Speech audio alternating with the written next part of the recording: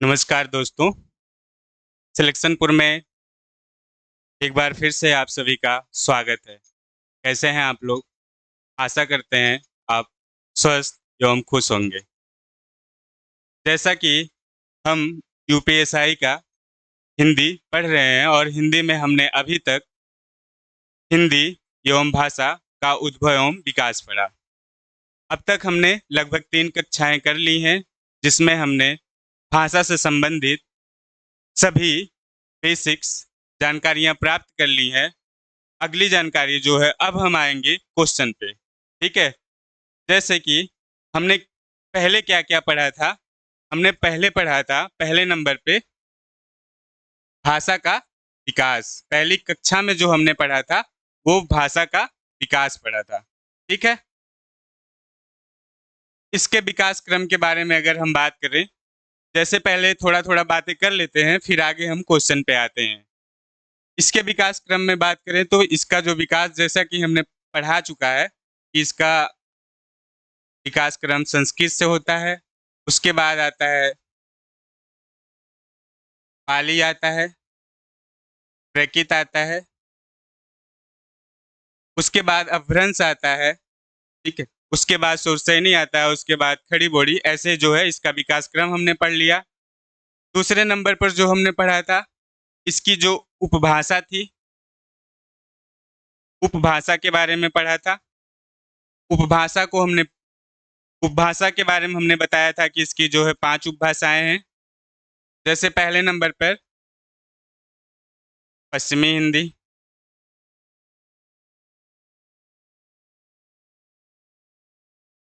पश्चिमी हिंदी पढ़ा था हमने। दूसरे नंबर पर हमने पढ़ा था पूर्वी हिंदी।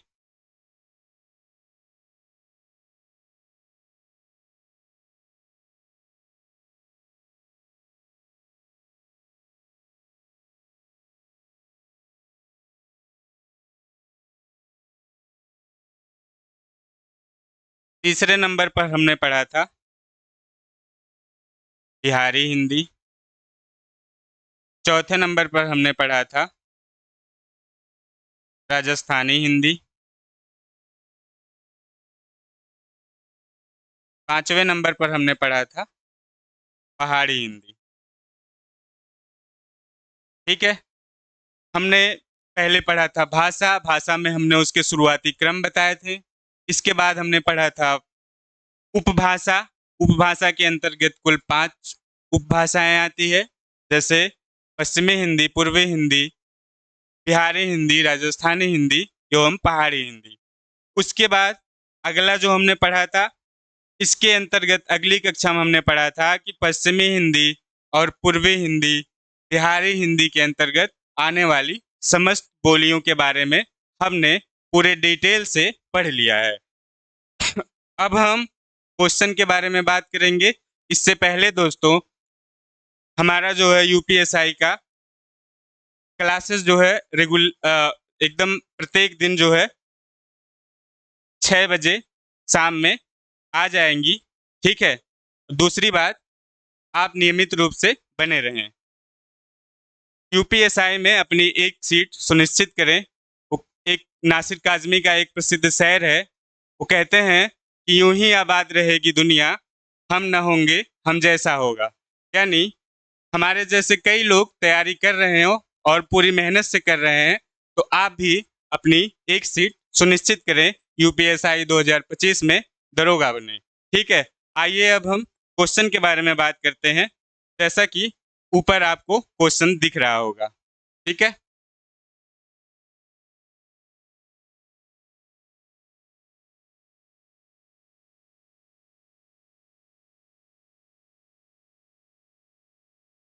ये रहा आपका पहला क्वेश्चन। पहला क्वेश्चन है, फैजाबाद जनपद में बोले जाने वाली बोली कौन सी है? फैजाबाद में फैजाबाद जनपद में बोले जाने वाली बोली है, इसमें ऑप्शन है खड़ी बोली, दूसरा बघेली, तीसरा ब्रजभाषा और चौथे नंबर पर अवधी आती है। जैसा कि हमने बताया था, खड़ी बोली का जो क्षेत्र था वो लगभग पश्चिमी यूपी, पश्चिमी यूपी में जो है खड़ी बोली बोली जाती है। ठीक है,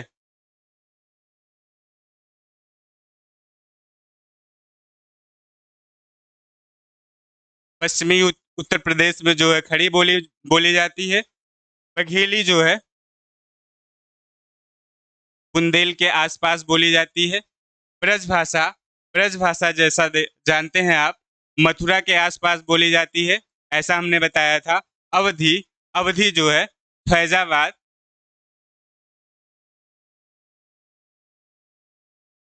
क्षेत्र के आसपास बोली जाती है। तो इसका ऑप्शन क्या होगा? इसका ऑप्शन होगा ऑप्शन नंबर डी। फैजाबाद जनपद में बोले जाने वाली बोली कौन सी है? तो ये ऑप्शन आपका हो जाएगा डी। अब आइए दूसरे क्वेश्चन पे देखते हैं। दूसरा क्वेश्चन देखिए, लिखा है कि अधोलिखित में से कौन बोली उत्तर प्रदेश की नहीं है? इसमें पूछ रहा है कौन सी बोली, इन ऑप्शन में कौन सी बोली उत्तर प्रदेश की नहीं है?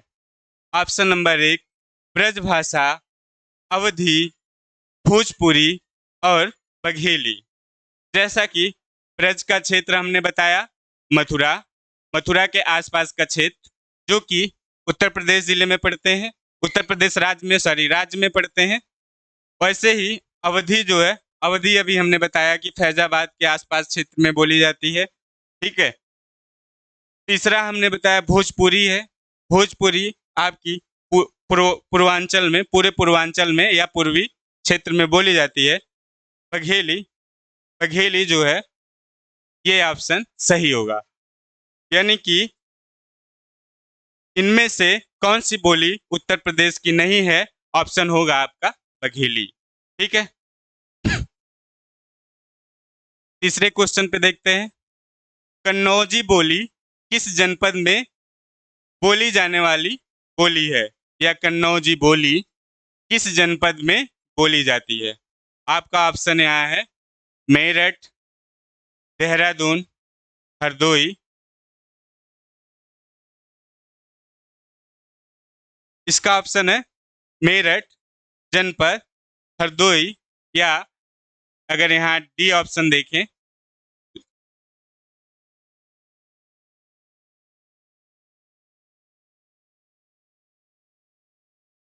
डी ऑप्शन देखेंगे, डी में गोरखपुर जनपद हो जाएगा। ठीक है, जैसा कि कन्नौजी बोली किस जनपद में बोली जाती है? मेरठ, देहरादून, हरदोई और गोरखपुर जनपद। इसका ऑप्शन क्या होगा? हरदोई के आसपास के जो क्षेत्र हैं उसमें क्या बोली जाती है? कन्नौजी बोली जाती है। आगे देखिए, इनमें से या अधोलिखित में से एक भोजपुरी क्षेत्र नहीं है। देवरिया, जैसा कि हमने जब भोजपुरी बोली पढ़ा रहे थे तो उसमें हमने बताया था कि जो देवरिया, बलिया, मिर्जापुर इत्यादि क्षेत्र में क्या बोली जाती है? भोजपुरी बोली जाती है। और जो आपका इलाहाबाद है, जो इलाहाबाद का क्षेत्र है, यहाँ पे अवधी का प्रचलन देखने को मिलता है। तो ऑप्शन होगा इलाहाबाद। ठीक है, अगला क्वेश्चन देखते हैं, आयो शब्द निम्नलिखित में से किस बोली से या किस बोली का है? ठीक है, आयो शब्द निम्नलिखित में से किस बोली का है? ऑप्शन नंबर 1 यहाँ पे है भोजपुरी, ब्रज, अवधी और खड़ी बोली। जैसा कि खड़ी बोली की जब विशेषताएं हम पढ़ रहे थे, बोलियों की विशेषताएं जब हम बता रहे थे तो उसमें ये सारी चीज बता रहे थे। जैसे आयो शब्द, यहाँ पे क्या होता है? ब्रज क्षेत्र में, ठीक है, ब्रज क्षेत्र में जैसे आया का क्या हो जाता है? आयो होता है। ठीक है, आया का क्या होता है? आयो होता है। तो यहाँ पे ऑप्शन यही होगा, ब्रज होगा। ठीक है, ब्रज में जो है आयो शब्द की बोली बोली जाती है। आगे देखते हैं, जो छठा क्वेश्चन है, लिखा है निम्नलिखित बोलियों में से पूर्वी हिंदी की बोली नहीं है। ठीक है, क्वेश्चन ध्यान से पढ़िएगा। निम्नलिखित बोलियों में से पूर्वी हिंदी की बोली नहीं है। ठीक है, जैसा कि ऑप्शन नंबर 4 आपको ये 4 यहाँ पे दिए गए हैं, जो जैसे अवधी जो है, अवधी, बघेली, छत्तीसगढ़ी, ये आपका पूर्वी के अंतर्गत आता है। ये भी पूर्वी के अंतर्गत आता है। ठीक है, और छत्तीसगढ़ी भी पूर्वी के अंतर्गत आता है।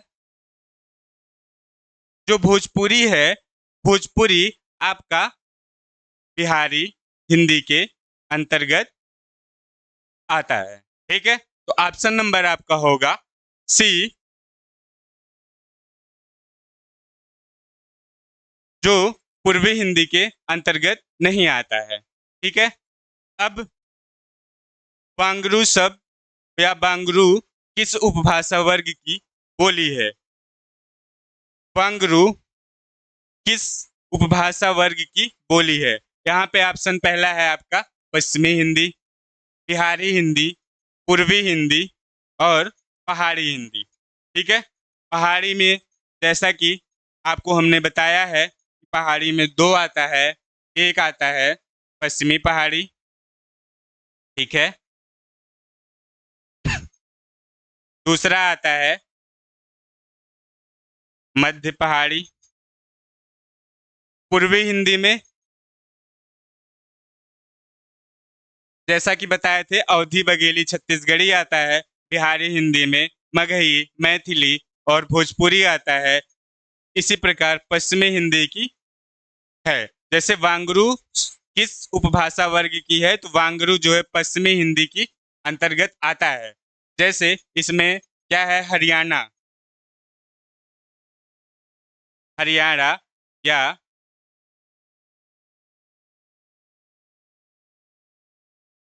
हरियाणवी, ठीक है, हरियाणा या हरियाणवी को ही एक शब्द वांगरू नाम से जानते हैं। आगे देखते हैं। पश्चिमी हिंदी की सर्वाधिक प्रमुख बोली इनमें से कौन सी है? पश्चिमी हिंदी की सर्वाधिक प्रमुख बोली इनमें से कौन सी है? पहले नंबर पे है आपका, पहले नंबर पर आता है ब्रजभाषा, दूसरे नंबर पर आता है खड़ी बोली, तीसरे नंबर पर आता है बुंदेली और चौथे नंबर पर आता है वांगरू। ठीक है, पश्चिमी हिंदी की सर्वाधिक प्रमुख जो बोली है वो ब्रजभाषा माना जाता है। यानी कि जो मथुरा के आसपास का क्षेत्र है, ऐसा माना जाता है कि वहाँ सर्वाधिक बोलियां या सर्वाधिक क्षेत्र में जो है ब्रजभाषा का प्रयोग होता है। ठीक है, आगे देखते हैं। 9वां क्वेश्चन जो है, इसमें लिखा है कि ब्रजभाषा है, ब्रजभाषा है, ब्रजभाषा, यानी इस प्रश्न का यही मतलब है कि ब्रजभाषा जो बोली है या ब्रज बोली है, वो किस भाषा के किस किस उपभाषा के अंतर्गत बोली जाती है। यहाँ पे आपके ऑप्शन है पूर्वी, पश्चिमी, बिहारी एवं पहाड़ी हिंदी। ठीक है, तो यहाँ पे ऑप्शन जो है आपका होगा पश्चिमी हिंदी। ठीक है, पश्चिमी हिंदी में टोटल 5 बोलियां हैं, जैसा कि हमने बताया था आपको।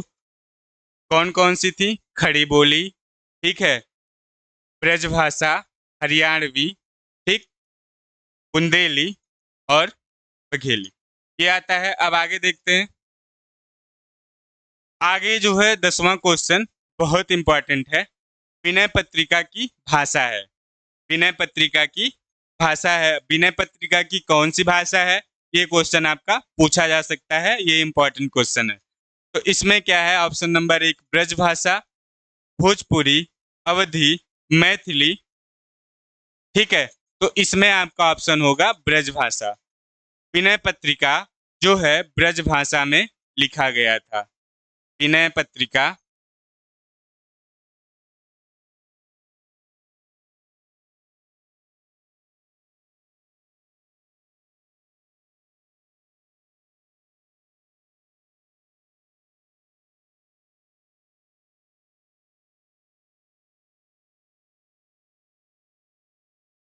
लिखा गया था। ठीक है, आगे देखते हैं। हिंदी भाषा के उद्भव और विकास का सही क्रम चुनिए। दोस्तों, ये क्वेश्चन बहुत ही इंपॉर्टेंट है। जैसा कि अभी हम प्रश्नोत्तरी शुरू करने से पहले हम समझा ही रहे थे कि हिंदी भाषा का उद्भव का जो कालक्रम है, कहाँ से कैसे स्टार्ट होता है। तो इसमें पहले नंबर पे जो ऑप्शन है, संस्कृत, पाली, प्राकृत, प्राकृत, अपभ्रंश, शूरसेनी, पश्चिमी हिंदी, खड़ी बोली। दूसरे नंबर पर आता है संस्कृत, प्राकृत, अपभ्रंश, पाली, शूरसेनी, पश्चिमी हिंदी, खड़ी बोली। तीसरे नंबर पर आता है संस्कृत, पाली, प्राकृत, अपभ्रंश, फिर संस्कृत आता है।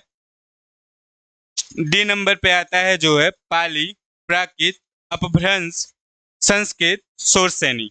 जैसा कि हमने आपको पढ़ाया था, इसका जो सही क्रम होगा, भाषा के विकास का जो सही क्रम होता है, वो होता है पहला ऑप्शन नंबर ए होगा। पहले नंबर पर आता है, इसकी जो उत्पत्ति पहले संस्कृत से होती है, फिर पाली, फिर इसका प्राकृत, फिर अपभ्रंश आता है, फिर शूरसेनी आती है, फिर पश्चिमी हिंदी आती है, और आखिरी में आता है खड़ी बोली। पश्चिमी हिंदी के ही अंतर्गत आपका खड़ी बोली आता है। ठीक है, शूरसेनी जो है पश्चिमी उपभाषा का अपभ्रंश माना जाता है। ठीक है, उसके पहले अपभ्रंश, फिर उसके पहले जैसा कि हमने बताया प्राकृत, पाली, और उसके पहले जो आता है सबसे शुरुआती दौर जो है संस्कृत से होता है। तो ये प्रश्न इंपॉर्टेंट है, महत्वपूर्ण है, तो ये देखिएगा। तो ये जो है आपका ऑप्शन नंबर 1 होगा। आगे देखते हैं। अवधि किस उपभाषा वर्ग की बोली है? अवधि किस उपभाषा वर्ग की बोली है? यहाँ पे देखना है अवधि किस उपभाषा के अंतर्गत आती है। यहाँ पे पश्चिमी, पूर्वी, बिहारी, राजस्थानी। जैसा कि राजस्थानी आप जानते हैं, हमने पढ़ाया था, राजस्थानी में कुल राजस्थानी बोलियों को कुल 4 भागों में बांटा गया है। पूर्वी राजस्थानी, ठीक है, पश्चिमी,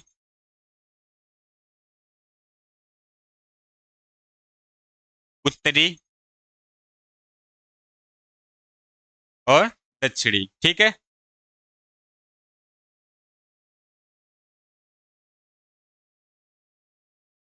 तो यहाँ पे जो बिहारी के बारे में बताया था, बिहारी को जैसे हमने बताया था मगही, मैथिली, भोजपुरी आता है। पश्चिमी हिंदी के अंतर्गत हमने 5 बताए थे। पूर्वी हिंदी के अंतर्गत जो आते हैं, क्या आता है? अवधी, बघेली, छत्तीसगढ़ी। तो इसका ऑप्शन क्या होगा? अवधी उपभाषा जो है पूर्वी हिंदी के अंतर्गत आती है। ठीक है, आगे बढ़ते हैं। ब्रज भाषा का विकास किस अपभ्रंश से हुआ है? ठीक है, क्वेश्चन नंबर 13 जो है, ब्रज भाषा का विकास किस अपभ्रंश से हुआ है?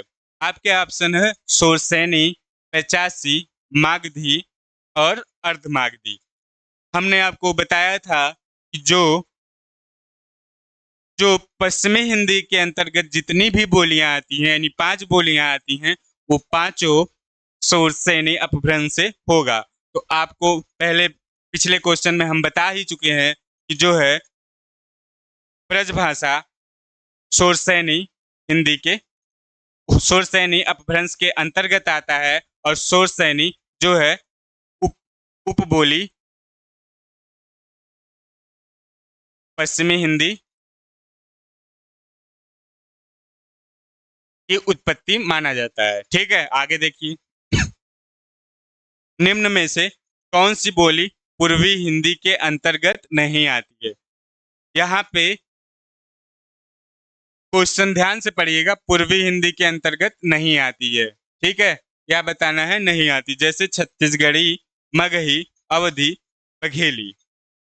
ठीक है, और इसका ऑप्शन देखेंगे, जैसा कि पूर्वी हिंदी के अंतर्गत क्या नहीं आता है?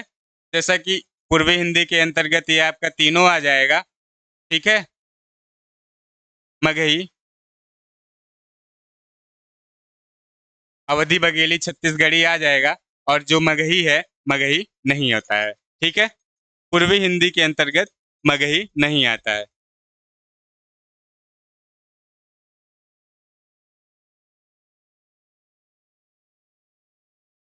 पंद्रह नंबर क्वेश्चन देखेंगे। छत्तीसगढ़ी किस भाषा की बोली है? छत्तीसगढ़ी किस, यहाँ पे होगा उपभाषा। किस उपभाषा की बोली है? तो यहाँ पे पहला ऑप्शन है आपका पश्चिमी हिंदी, राजस्थानी हिंदी, बिहारी हिंदी एवं पूर्वी हिंदी। छत्तीसगढ़ी किस भाषा की बोली है? इसमें आपका ऑप्शन होगा पूर्वी हिंदी, जिसमें आपका आता है अवधी, बघेली और छत्तीसगढ़ी। ठीक है। 16वें नंबर का जो क्वेश्चन है, इसमें लिखा है कि कौन हिंदी की उपभाषा नहीं है? कौन हिंदी की उपभाषा नहीं है? तो देखिए, इसमें ऑप्शन है आपका मराठी, पश्चिमी हिंदी, पूर्वी हिंदी और राजस्थानी हिंदी। जैसा कि जो मराठी भाषा होती है वो महाराष्ट्र के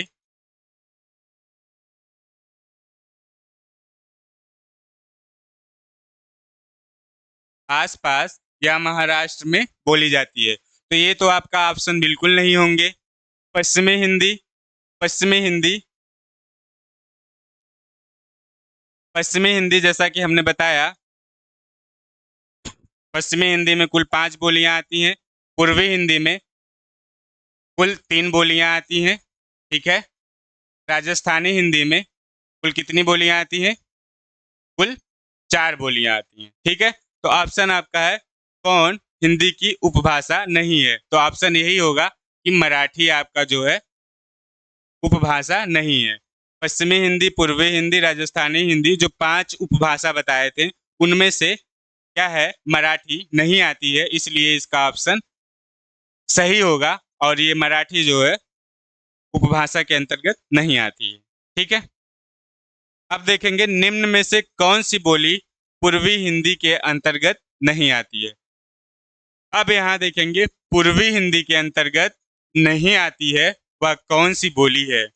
पहले नंबर पर आता है अवधी, बघेली, छत्तीसगढ़ी, मगही। ठीक है। पूर्वी हिंदी में अवधी, बघेली, छत्तीसगढ़ी आती हैं, जो कि आपका ऑप्शन डी है मगही। मगही जो है पूर्वी हिंदी के अंतर्गत नहीं आता है। ठीक है।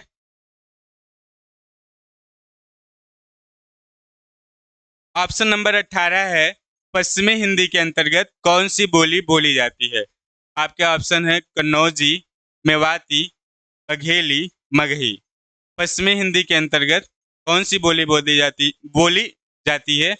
कन्नौजी, मेवाती, बघेली और मगही। तो जो मेवाती है, जैसा कि यहाँ पे लिखा है, हमने बताया था कि ये राजस्थान के आसपास बोली जाती है। ठीक है। आपको जो हम पूर्वी हिंदी पढ़ा रहे थे, पूर्वी हिंदी में बताया था कि ये पूर्वी हिंदी के अंतर्गत आता है अवधी, बघेली, छत्तीसगढ़ी। मगही जो है ये जो है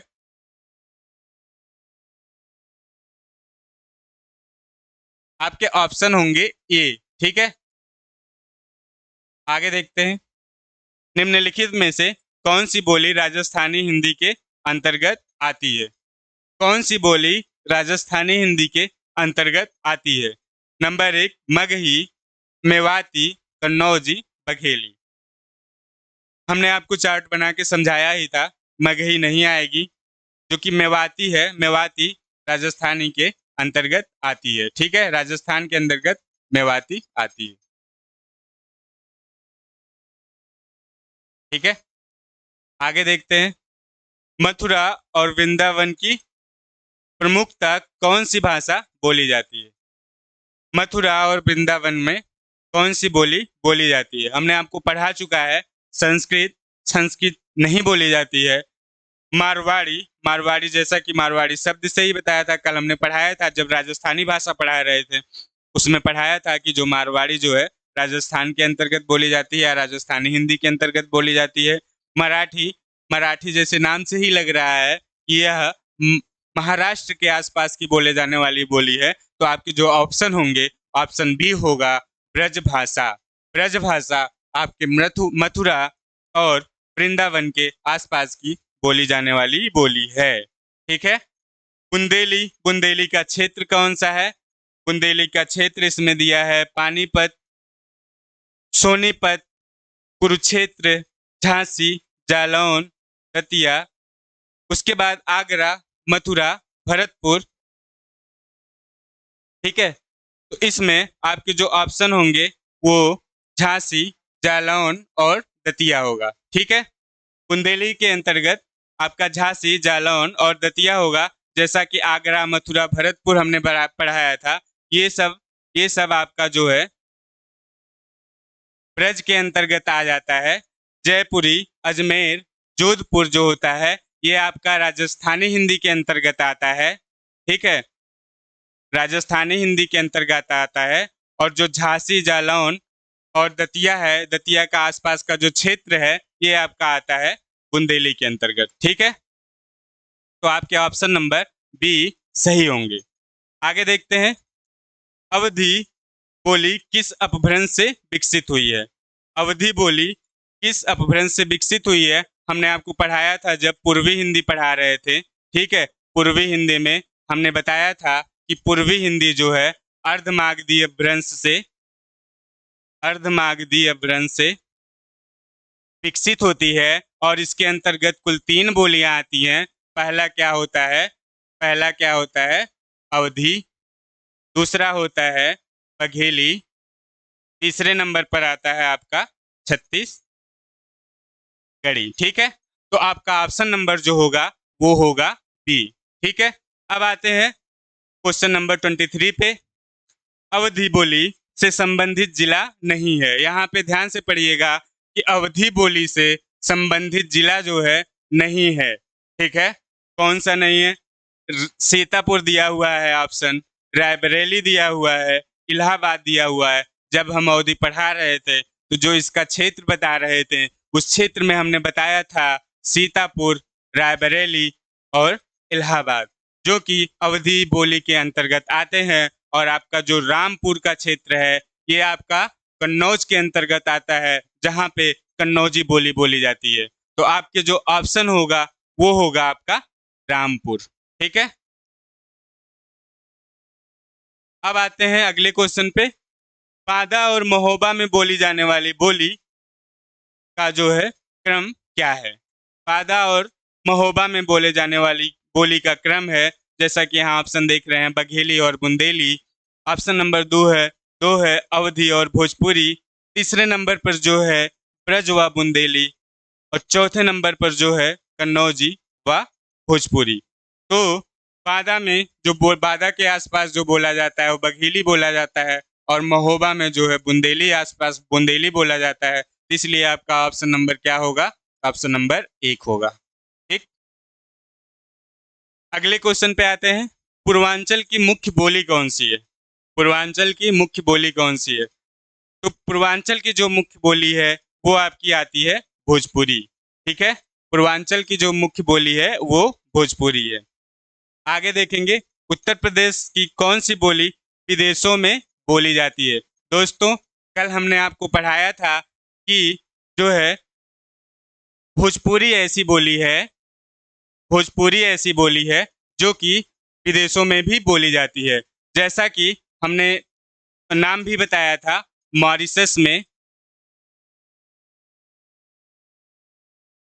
मॉरिशस और अन्य 1-2 विदेशों में बोली जाती है। जो बोले जाने वाली जो बोली है वो भोजपुरी है। ठीक है। अब अगले क्वेश्चन पे देखते हैं, सहारनपुर, मुजफ्फरनगर, बागपत किस बोली क्षेत्र के अंतर्गत आता है? जब हम आपको पश्चिमी हिंदी पढ़ा रहे थे, पश्चिमी हिंदी में जो पहली बोली थी, खड़ी बोली थी, उसमें हमने बताया था कि पश्चिमी यूपी में आने वाले जैसे सहारनपुर, मुजफ्फरनगर, बागपत के आसपास के जो क्षेत्र हैं वो आपके खड़ी बोली के अंतर्गत आते हैं। ठीक है। अगले क्वेश्चन पे देखते हैं कि बाधा व चित्रकूट की जो बोली है वो कौन सी है? बाधा व चित्रकूट की बोली है, इसमें दिया है बघेली, अवधी, खड़ी बोली, ब्रजभाषा। ठीक है। तो इसमें आपका जो होगा पहले ऑप्शन नंबर 1 होगा, बघेली होगा। ठीक, अगले क्वेश्चन पे देखते हैं कि तुलसीदास द्वारा कृत कवितावली, विनय पत्रिका व गीतावली किस भाषा की भाषा क्या है या किस भाषा में लिखा हुआ है। तुलसीदास कृत कवितावली, विनय पत्रिका, गीतावली किस भाषा में लिखा हुआ है। पहले नंबर पर आता है अवधी, ब्रज, कन्नौजी और बघेली। तो तुलसीदास कृत जो कवितावली, विनय पत्रिका और गीतावली है, ये सब ब्रज भाषा में लिखे हुए ग्रंथ हैं। ठीक है, आखिरी क्वेश्चन देखते हैं कि निम्नलिखित में से अष्टछाप के कवि कौन से नहीं हैं। ठीक है, इसमें देखना है अष्टछाप की कवि कौन नहीं है। इसमें आपके ऑप्शन मलुक दास, सूरदास, परमानंद दास, कुंभन दास। आपको दोस्तों पता होगा ये जो तीनों कवि हैं ये अष्टछाप के हैं। सूरदास, परमानंद दास और कुंभन दास जो कवि हैं ये आपके हैं अष्टछाप के कवि माने जाते हैं, और मलुक दास जो हैं वो अष्टछाप के कवि नहीं माने जाते हैं। ठीक है, आज के क्वेश्चन यहाँ तक आप पढ़ लीजिएगा अच्छे से। अगला जो आगे जो है बाकी क्वेश्चन में हम बात करेंगे। तब तक के लिए आपको धन्यवाद।